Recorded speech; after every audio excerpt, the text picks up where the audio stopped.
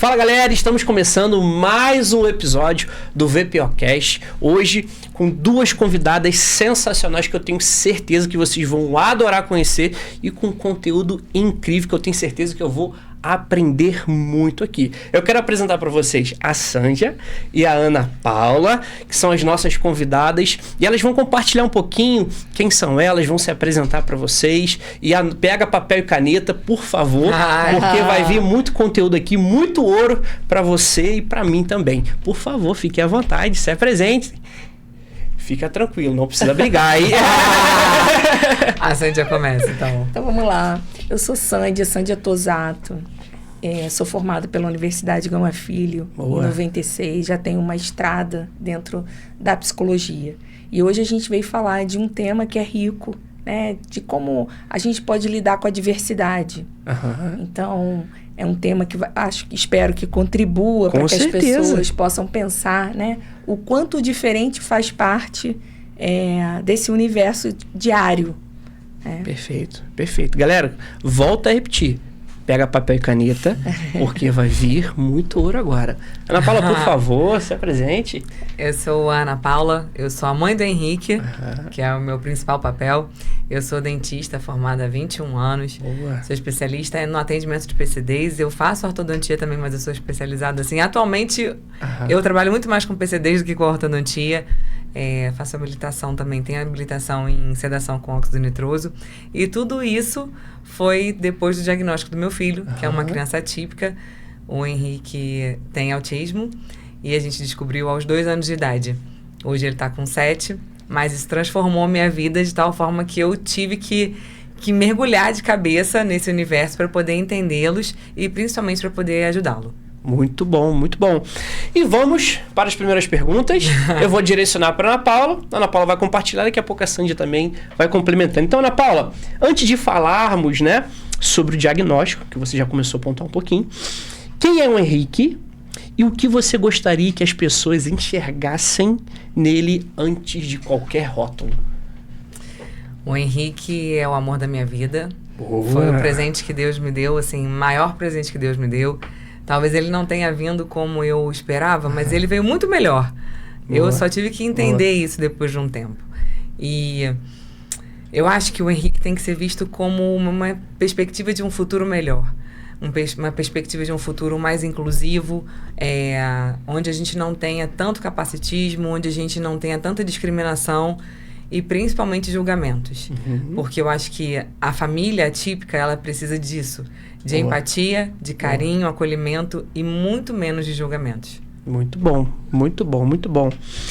E, Ana Paula, muitas mães dizem que quando recebem um diagnóstico, sentem-se que estão vivendo um luto pelas expectativas que criaram. Essa foi uma realidade para você e como foi reconstruir esses sonhos? Eu acho que essa é uma realidade para todas as mães, porque a gente nunca espera que o filho venha com autismo, né?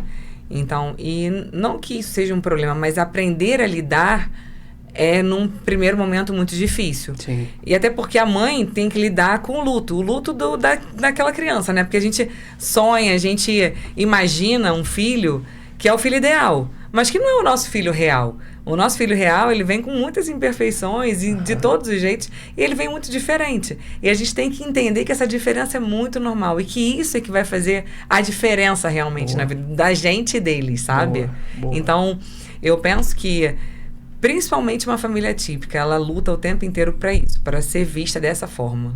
E o que você acha sobre isso, Sândia? Por favor, compartilhe conosco também. Receber um diagnóstico nunca é fácil, né? Principalmente quando a gente vive esse falso glamour da maternidade. Eu trabalhei 19 anos aqui na maternidade e pude conviver com diversos cenários, né? Então, quando a mãe realmente ela está ali no processo do pré-natal, né? Se constituindo também para ser mãe, ela não vai pensar naquele momento em que algo vai escapar ao controle dela. É como a Ana falou.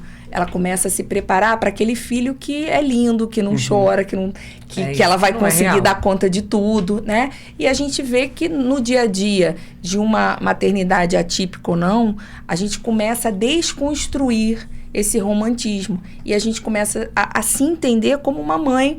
Eu falo também, porque eu também sou mãe, né? Como uma mãe real, que tem um bebê que tem as suas queixas e que muitas vezes a gente vai ter que, nesse momento, passar a descobrir quais são essas queixas, né, junto com a criança. E quando a gente recebe um diagnóstico que envolve, né, alguma coisa que é muito para além daquele momento ali, realmente a gente vai ter que se preparar. E assim, nesse contato com as mães, eu vejo o quanto fica pesado para elas a existência delas. Por quê? Porque a gente escuta de muitas mães que nada pode acontecer com elas, né? Elas não têm medo, às vezes, a princípio, que aconteça alguma finitude com o filho, mas elas têm um medo real de algo que possa vir a acontecer, né? Acometê-las, para que elas não tenham como cuidar dos seus filhos. Então, isso parece simples, né? Mas é muito da ordem dessa questão emocional, assim, muito interna, né? De uma elaboração psíquica muito grande, que a gente precisa entender essa mãe e dar esse acolhimento necessário. E ela talvez vá se ver verdadeiramente quanto mãe quando ela percebe que a gente não tem segurança, a gente não dá conta de tudo e que a gente não tem o controle das coisas, né? O controle vai estar no mecanismo que nós vamos usar para que essas coisas possam ficar mais tranquilas, mais amenas ao longo desse processo. As pessoas tendem a romantizar muito a maternidade, né? E aí eu falo a maternidade em si, não é só a maternidade atípica. Mas talvez eu fale mais da maternidade atípica, porque é uma rotina muito dura. Sim. É uma rotina cansativa, porque a gente tem escola, terapia, tem o trabalho da casa, né? Algumas, como eu, trabalham fora também. Sim. Então, assim, você conseguir organizar tempo para tudo isso e estar se doando, né, plenamente em todos esses momentos é um cansaço muito grande. Sim. Então, existe uma sobrecarga emocional. Ficar íntegra, né, nesse processo. Sim, porque assim, exatamente, é um processo. Então, assim, se você continuar bem emocionalmente do início ao fim do dia, é uma coisa bem difícil. Porque bate o cansaço, porque é puxado, por uma série de coisas. E as pessoas tendem a romantizar muito uma coisa que não tem que ser romantizada. É simplesmente o entendimento. E para mãe, é muito melhor você saber que a pessoa reconhece aquilo do que ficar, não, mas nossa, não é bem tentando assim, achar um glamour onde não existe, sabe? Então, é melhor a realidade do que glamorizar uma coisa que não é real. Falando dentro desses pontos de sobrecarga emocional, se vocês pudessem listar quais são os maiores desafios emocionais que você carrega, que você observa nas mães atípicas logo após esse diagnóstico do filho. Vocês comentaram alguns pontos importantes dessa sobrecarga emocional, mas se você pudesse listar quais são os maiores desafios emocionais, você como mãe, você como também que trabalha muito nessa área, vocês conseguem identificar e falar, isso aqui eu tenho certeza que... Eu acho que assim, uma coisa que vem logo à mente... ela precisa manter-se íntegra, né? Então, além de ser mãe, ela é mulher, ela é profissional, né? E isso vai exigir cada vez mais. Porque quando você tem uma criança atípica dentro de casa, você sabe que você vai levar essa criança para diversas terapias. Você vai passar o curso do seu período aí se dedicando, né, a esse cuidado. E esse cuidado vai demandar muitas coisas. A gente estava falando das mães, às vezes, que não tem o tratamento dentro do seu município. Então, ela precisa ainda se deslocar. Então, ela precisa, às vezes, ir num transporte coletivo com outras pessoas. E, às vezes, ela tem outras demandas. Ela tem que ter o dinheiro para ir, ela tem que dar conta da casa. Quando ela chega em casa, o marido vai cobrar dela determinados afazeres que são da responsabilidade do papel da mulher. Então, nesse universo, é quase impossível, né, que ela não se vê aí nesse processo de querer dar conta de tudo, né, tendo que parcelar aí, muitas vezes, como que ela vai estabelecer as prioridades.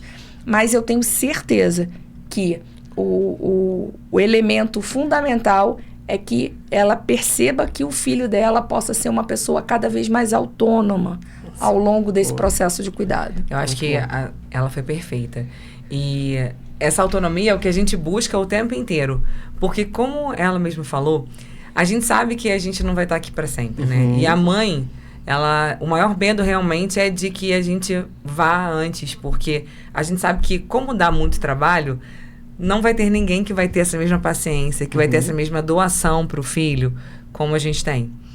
Então, essa angústia, saber lidar com essa angústia, aí tem que ter as contas para pagar, o trabalho que você tem que se doar. Aí tem a criança que você tem que torcer para não desregular se você vai num transporte coletivo. Não são poucas as demandas, são muitas. Os outros filhos, porque os outros às filhos, vezes você exatamente. não tem só a criança que é atípica, você tem o outro filho que também é seu filho e que você também precisa não ter essa desconexão com ele, né? E certeza, assim, a mãe, ela se doa incondicionalmente, ela só pensa no filho. É muito difícil eu conversar com uma mãe que diga assim, não, mas eu consigo manter minha rotina normal. Não. A maioria abriu mão da rotina dela, esquece um pouco dela mulher, dela profissional. E eu falo num lugar onde durante muito tempo foi meu. Sim. É porque eu entendi que a minha saúde mental era muito importante e comecei a investir muito nisso. Mas eu sei que não é a maioria. Que, na verdade, a minoria consegue investir. E é muito importante, eu falo muito isso, que se tenham programas que valorizem o cuidado da saúde mental das mães. Essas mães precisam ser acolhidas, elas precisam ser ouvidas, elas precisam estar num lugar onde elas possam desabafar, onde elas possam ter um tratamento da saúde mental. Falar dos seus medos. Assim. Tem alguém que possa ouvir, né? Porque às vezes o familiar que está ali próximo dela consegue ouvir, mas com pesar. Ele também não quer escutar o medo, né? Ele não sabe como lidar com isso. Então, ter profissionais, né, que possam acolher, né, aquele sentimento, aquela reação às vezes mais negativa, é fundamental. Não, faz toda a diferença, com certeza. Até porque muitas vezes o outro familiar, ele também está no momento de luto ainda. A gente não pode falar que todo mundo vai agir da mesma forma, né? E nem todo mundo vai conseguir compreender a situação do diagnóstico ao mesmo tempo. Cada um tem um tempo para processar, né? Para entender. Exatamente. Até porque você, depois que processa, você tem que entender assim, eu tô com essa informação agora, mas o que eu vou fazer com ela? Porque para muitas pessoas, o diagnóstico é um ponto final. E até você entender que ele não pode ser um ponto final, porque o diagnóstico não determina o fim. Entendeu? Ele é o início de uma reconstrução, de um outro momento.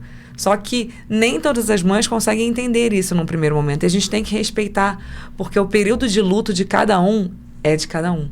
Então, não pode ser igual para todo mundo, sabe? Até porque eles mesmos não são todos iguais. Então, a gente precisa muito respeitar essa individualidade. E como que foi para você, né, esse processo, esse tempo, e até para sua família também? Exemplo, a gente conversou com seu pai semana passada, eu vi que seu pai tem um carinho enorme pela família, pelo seu filho. Sim. Ele falou aqui, ele citou aqui.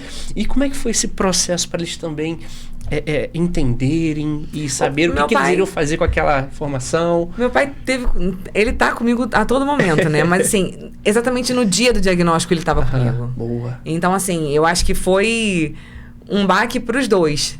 Durante alguns minutos, assim, a gente ficou caminhando e ninguém falava nada, sabe? Eu acho que um meio que tava tentando entender o que estava acontecendo com o outro e tentando entender o que estava acontecendo no todo. E demorou um pouco para ele, um pouquinho mais do que para mim, porque eu tenho diariamente o Henrique lá me lembrando que eu tenho que ser mais forte, que eu tenho que reagir. E aí a gente começou a estudar muito, e ele também. Boa. Eu também, esqueci de falar, mas eu também tenho pós-graduação em ABA, que é uma das terapias que norteia o tratamento do autismo. E isso tudo só aconteceu porque o Henrique foi diagnosticado. E graças a Deus o Henrique foi diagnosticado muito cedo. É o que eu falo sempre muito. Diagnóstico precoce muitas vezes salva. Faz uma diferença assim, absurda num prognóstico do autismo. Porque a gente sabe que quanto antes começarem as terapias, quanto antes começar o acompanhamento multidisciplinar, maior são as chances de desenvolvimento dessa criança e de autonomia mesmo, né? É o que a gente estava falando, a vida não é estática. Não. E também o diagnóstico não é estático. Então, quanto mais cedo a gente conseguir fazer uma intervenção dentro desse processo, mais cedo a gente consegue fazer que uma criança que precisasse de mais ajuda venha precisar de menos ajuda. Sim, né? muito bom. Então, e é isso que a gente quer. Né? Às vezes as pessoas chegam no consultório e perguntam, mas não tem cura? Não, não tem cura. É uma condição, é um espectro que vai te acompanhar ao longo da vida. Mas isso não significa que você tenha que ser prisioneiro desse espectro. Muitos pacientes conseguem, ao longo do processo, descobrirem esse entendimento, como o seu cérebro funciona, quais são as suas melhores habilidades e usar as suas habilidades a seu favor. Sim. Então, isso é muito importante bacana. que a gente fale isso. Não tem cura. O autismo não é uma doença, né? Então, é um espectro muito amplo, por isso cada um é muito diferente do outro. Você nunca vai ter 2 autistas exatamente iguais, porque eles são todos diferentes, eles são especificamente, assim, únicos, porque não tem como, não tem um exatamente igual, não tem fórmula, não tem receita de bolo, o que serve para um não serve para o outro. Mas dentro desse espectro, a gente encontra de tudo. Famílias que estão bem destruídas, mas famílias que aprenderam também a recomeçar. Boa. Muita alegria, mas também muita tristeza. Tem choro e tem sorriso.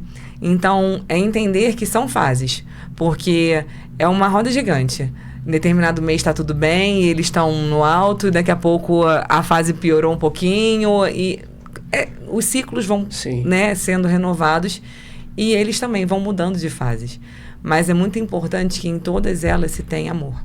Porque eu acho que é só dessa forma que você consegue tratar, que você consegue superar, porque o dia a dia é muito difícil. É muito puxado e a demanda é muito grande. Então, se você não tiver muito amor, você não consegue.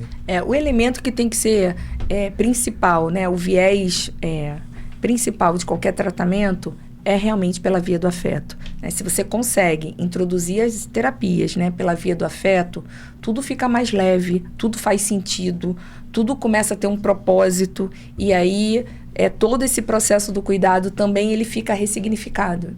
A gente não precisa ter um significado ruim e ficar com ele. A gente pode, ao longo da vida, em todas as fases, sendo atípico ou não atípico, ressignificar aquilo que em algum momento possa ter sido pesado.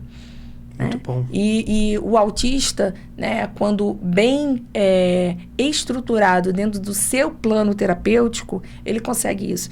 Eu falo que nesses 30 anos de profissão, eu vejo que a gente precisa construir um plano terapêutico individualizado para cada um. Não adianta você fazer, como a gente estava conversando aqui antes, 60, 40, 200, 30 horas de terapia, se a gente não consegue, primeiro, instituir o afeto nesse cuidado e entender que, às vezes, o meu tempo vai ser menor, o número de terapias que eu faço vai ser muito significativo se for replanejado de acordo com a minha necessidade, do que colocar que eu tenho que fazer tudo, tenho que dar conta de tudo, ficar num desgaste emocional enorme e entender que aquele tratamento não vai ser o melhor e não vai ter o melhor aproveitamento. Até porque é muito difícil, né, Sandy? A gente hoje em dia ter 40 horas, 20 horas de terapia, isso não é uma coisa muito viável. Quando a gente fala de SUS, não é viável porque não se tem essa quantidade de vagas. E, no particular, é uma coisa que o custo é muito alto. Então, fica muito difícil. Mas a gente ainda vê profissionais, né, que conduzem e, às vezes, até passam para o responsável. Às vezes que a necessidade maior está no tempo ou na quantidade de coisas a ser feita do que na qualidade. E, às vezes, nesse afeto que vai ser necessário para transmutar, né, para poder fazer toda essa diferença ao longo aí do dia a dia, né, da família, da criança. Um exemplo, dentro da tua clínica, chega hoje para você uma mãe atípica, como que é o procedimento? Até para as pessoas conhecerem também, estarem mais informadas também como que funciona. Primeiro passo inicial de um bom planejamento de cuidado é o acolhimento. Boa. Né? Você ter uma escuta ativa, você realmente poder escutar essa pessoa com as demandas e as nuances que ela vai trazer. Então, a partir dali, a gente vai entendendo, compreendendo essa família, compreendendo o universo dessa criança e vai, aos poucos, introduzindo, fazendo adaptações para que esse planejamento do cuidado seja integral. E muitas vezes, eu vou falar quase na sua totalidade, a gente precisa incluir essa mãe para que ela também seja cuidada. Né? Às vezes é a mãe que precisa de uma escuta de um psiquiatra, ela já começa a apresentar sintomas de quadros depressivos, de uma exaustão, de um esgotamento mental. Isso ela quando o responsável não descobre um autismo por causa do filho. Isso é muito comum. Isso é muito comum. Às vezes, assim, a culpa, né? Sim. Que o casal, às vezes, chega... Né, de quem foi essa responsabilidade? Muitas vezes a gente vê pais, como a gente sabe que o autismo tem esse universo masculino, né? Aqueles pais que foram a vida inteira pais introvertidos, que não falavam tanto, que já eram um pouco atípicos ou que eram denominados como tímidos, né? Entenderem que eles talvez tivessem o diagnóstico, né? E só foram fazer esse diagnóstico tardiamente. Se você puder olhar para essa câmera aqui, deixa o seu @ para as pessoas seguirem também você na rede social. Porque às vezes precisa, né? Quer se informar melhor, conversar, ter esse momento com você para se abrir em conversar, você entender o cenário. Por favor, deixa o seu @. @Sandia Tosato e @Clínica Equilibrare NF. Por favor, Ana Paula também. anapaula.dra, doutora. Muito bom. Galera, sigam elas na rede social, que eu tenho certeza, da mesma forma que você está notando muita coisa boa aqui, nas redes sociais você também vai acompanhar muito conteúdo interessante. Perfeito? Perfeito. Bom, mais cedo no café, eu estava observando vocês compartilhando algumas informações, eu anotando, e existe um medo que quase nenhuma mãe gosta de falar, mas muitas carregam em silêncio. Se um dia eu não estiver mais aqui, quem vai cuidar do meu filho? Como que você lida com esse pensamento? Foi algo que eu vi vocês ali compartilhando. Eu falei, opa, deixa eu pegar isso aqui. Essa questão, assim, é de 100% das mães atípicas. Eu acho que das mães em si, todas as mães, né, típicas ou atípicas, a gente já tem esse questionamento. Mas quando a gente está falando de mães com filhos PCDs, isso é diferente. Porque exatamente pelo que eu já te falei, o cuidado, ele é diferente, ele é redobrado, tem coisas muito específicas, uma rotina que tem que ter uma dedicação muito grande. E a gente pensa assim, a gente tem tudo isso porque é o nosso filho. Sim. Mas será que outra pessoa vai ter essa dedicação, esse amor, essa paciência, esse cuidado? Vai se dedicar tão integralmente a ele? Porque a mãe atípica, ela se dedica integralmente a ele. Muito difícil você ver uma mãe que largou assim. Acontece. Mas não é a maioria. Trabalhar com a finitude é muito difícil, né? Até para pessoas, né, que não são pessoas atípicas ou não têm filhos atípicos, entender a finitude, entender que a gente está aqui de passagem, é algo difícil, né? Às vezes a gente até afasta esse pensamento para que a gente não fique lidando com essa ambivalência toda hora. Mas eu acho que no consultório, né, dentro do processo terapêutico, é muito importante pensar para além disso. Né? O que eu posso construir enquanto eu estiver aqui para que o meu filho seja uma pessoa cada dia mais autônoma, que quando eu não estiver, ele possa dar conta sozinho. Aproveitando esse gancho, já vou deixar uma outra pergunta, que vai encaixar com o que você acabou de falar. Como os profissionais da sua área podem ajudar essas mães a construir uma rede de apoio e diminuir essa sobrecarga emocional?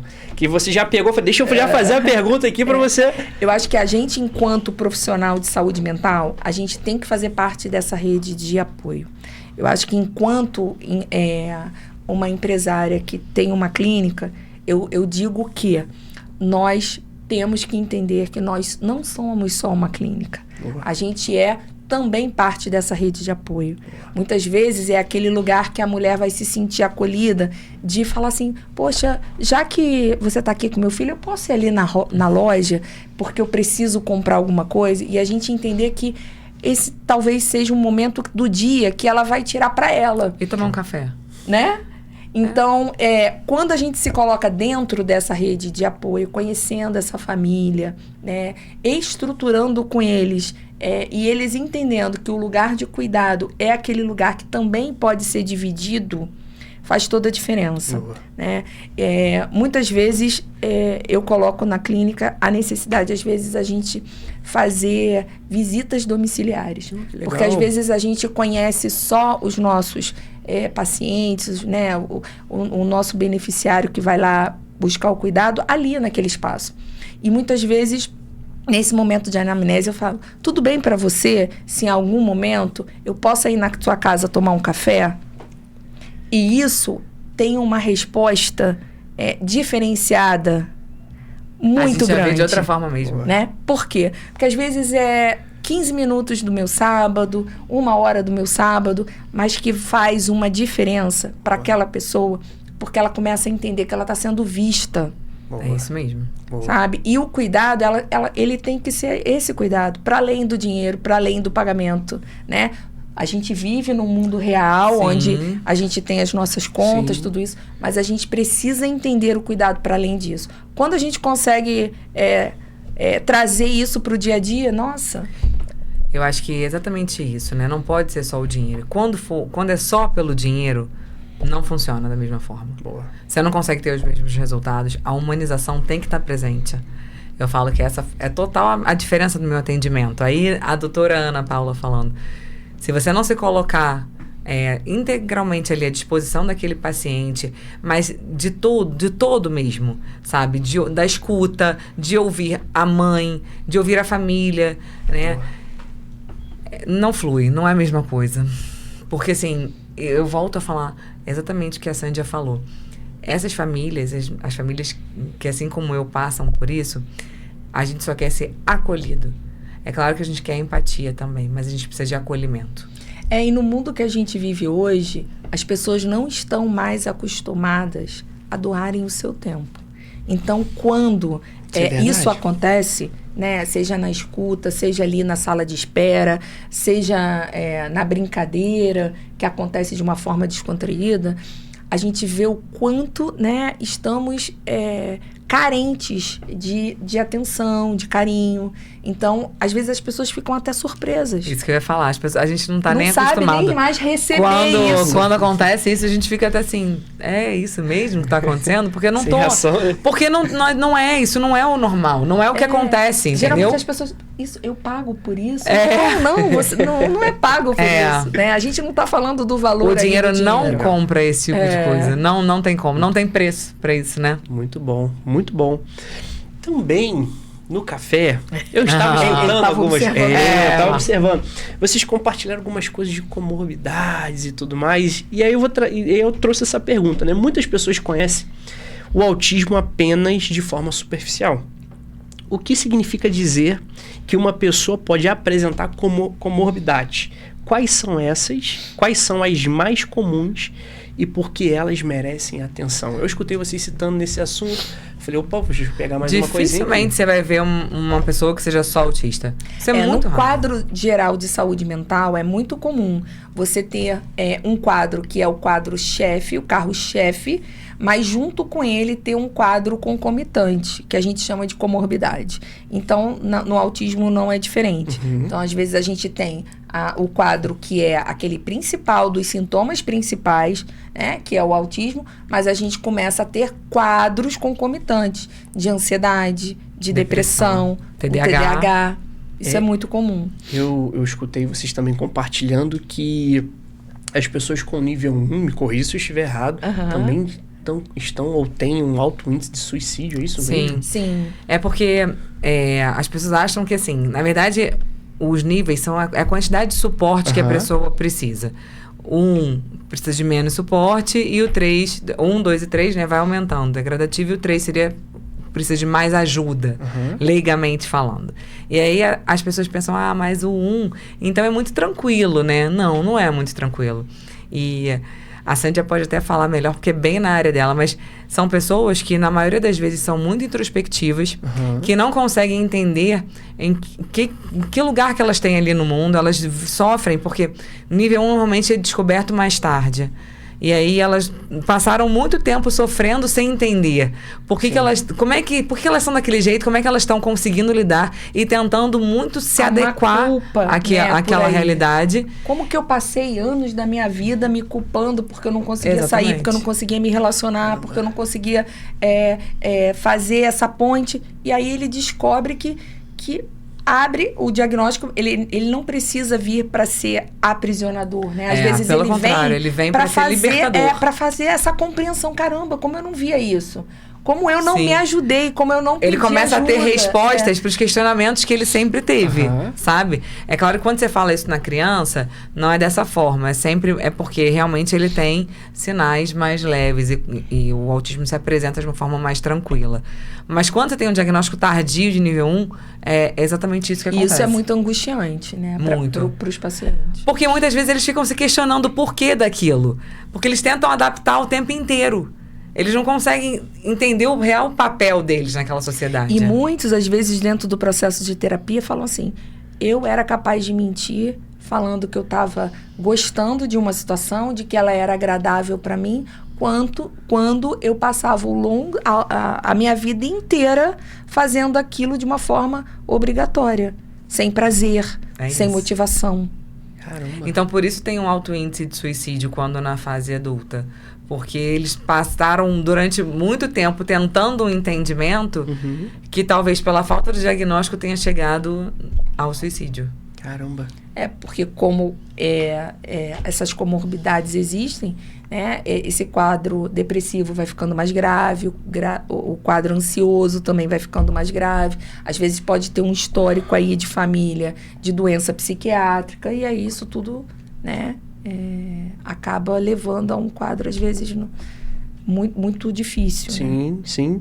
E, Sândia, estudos mostram que pessoas autistas, especialmente aquelas que conseguem perceber suas próprias diferenças, podem apresentar um sofrimento emocional, que é o que nós estamos conversando aqui.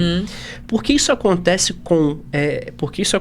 e como familiares e sociedade podem contribuir para reduzir esse sofrimento? Eu acho que o que a gente está fazendo hoje aqui é uma contribuição, é uma pequena contribuição. Por quê? Quanto mais a gente conseguir levar esse bate-papo informal, né, com palavras simples, para que as pessoas possam entender, compreender, mais a gente está sinalizando assim, você não precisa ficar sozinho aí, você pode buscar ajuda, né? A ajuda, ela tá e existe para ser compartilhada. Então, acho que o primeiro passo é esse, né? Em qualquer situação que você perceba um desconforto, um comportamento disfuncional, um desconforto, alguma coisa que lhe causa angústia, procure uma ajuda especializada. Alguém que possa, num primeiro momento, te trazer o acolhimento dessa escuta, que possa te ouvir, né? Depois, aquele profissional que dá ali o acolhimento vai saber direcionar para onde, quem procurar, qual vai ser essa rede de apoio que pode intervir, né? Para que essa pessoa ela vá se tratando, né? Vá fazendo todo um processo de elaboração dentro da terapia. Muito bom, muito bom. E Ana Paula, quais características do Henrique mais surpreenderam você positivamente? Existe algo que ele faz ou enxerga de uma forma que faz você aprender todos os dias? Com certeza. Eu aprendo muito com ele. Muito, muito mesmo. Exercito muito minha paciência. Porque eu não romantizo, mas é verdade. Mas o Henrique é muito carinhoso. Mesmo nos momentos em que eu tô ali e tô brigando com ele, porque assim, eu sempre falo, ele é autista, mas ele é uma criança. Sim. E como toda criança, ele tem que ter limite. Então, não tem essa comigo de que não chama atenção. Não, ele é repreendido sim, eu chamo atenção sim, porque ele é uma criança. E os limites, a gente tem que estar sempre dando pra eles. Então, não tem essa. Mas ainda no momento da briga, ele faz umas caras assim engraçadas, tipo, poxa, mãe, vai brigar mesmo comigo? Aí já começa a tentar me desmontar dali, porque eles são espertos, E ele é muito carinhoso. Ele tá sempre me dando beijo, me dando abraço, faz coraçãozinho. Ele é muito, muito carinhoso. E isso eu acho que é assim... Eu vejo muito isso da maneira como eu trato. Então, acho que ele é um espelho. Ele tá refletindo o que ele recebe. Porque eu trato o Henrique com muito amor. Como eu falei, ele realmente é o amor da minha vida. Ele foi o maior presente que eu ganhei. Então, eu acho que o amor que ele tem reflete dessa forma. Eu não sou paciente todos os dias, eu não sou... Mas assim, eu também entendo hoje que eu sou um ser humano. Sim, e que como todo ser humano pode estar cansado, pode estar num momento que não é dos melhores, pode estar mais irritado. E tá tudo bem. E tá tudo bem, porque isso faz parte da maternidade, sabe? Boa. Mas ele é uma criança que, assim, ele é muito maravilhoso. Ele é muito... Não é porque meu filho não, eu sou totalmente... Mas ele é realmente muito carinhoso. Alô, Henrique, um grande abraço, hein? É muito bom. Bom, muitas vezes falamos apenas dos desafios. Quais talentos, habilidades e potencialidades vocês enxergam com frequência em pessoas autistas que a sociedade ainda valoriza pouco? Acho que uma delas é a sensibilidade emocional. Né? Mesmo às vezes eles calado, eles são pessoas muito perceptivas. Muito. Né? Muito sensitivas. E que muitos, às vezes, são capazes de enxergar aquilo que a gente aqui no meio comum, a gente não enxerga.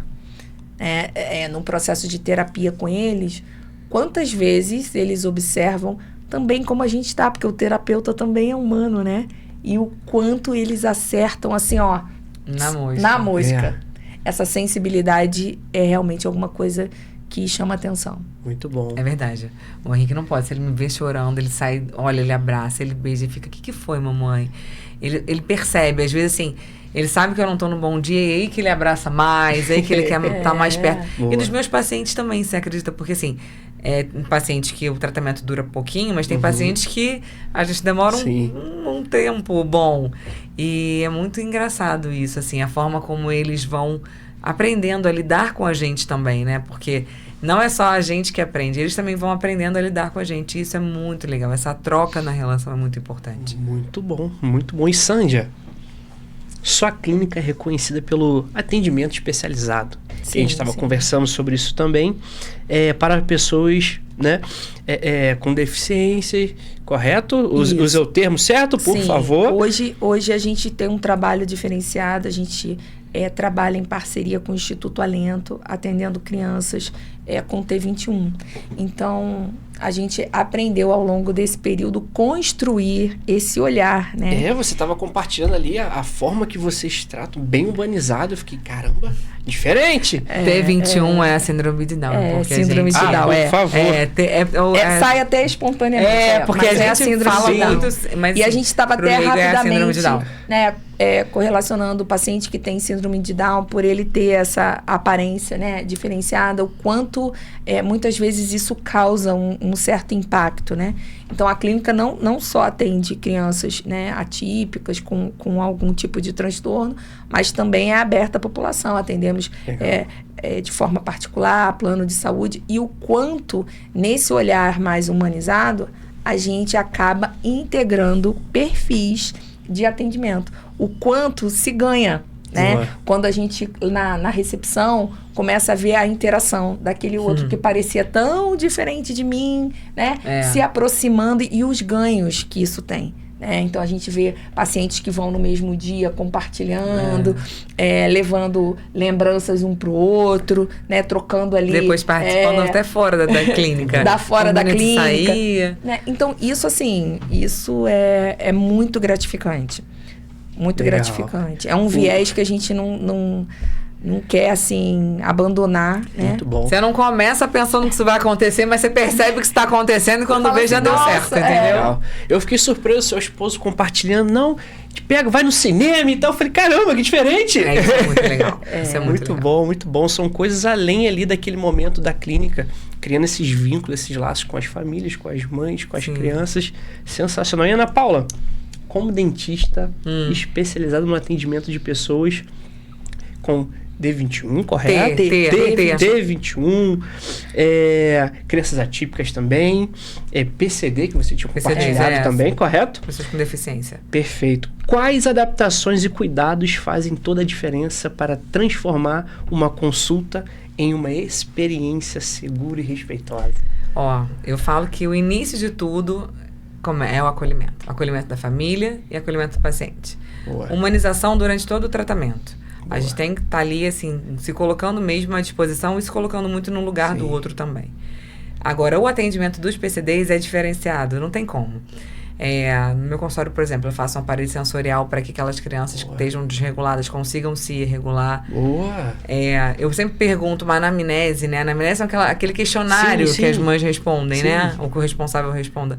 Eu sempre pergunto ali as preferências, porque a gente pode tentar abordar isso durante a consulta de uma forma que torne mais agradável. Boa. Ou a gente pode trabalhar aí, é o meu aba já falando do reforçador, com a recompensa, né? Do paciente deixar eu fazer o procedimento e em troca disso ele vai ter o que ele gosta.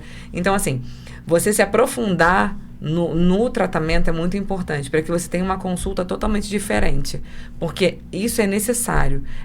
As adaptações são muito importantes para que você tenha uma experiência mesmo e que aquilo ali não gere nenhum tipo de trauma, né?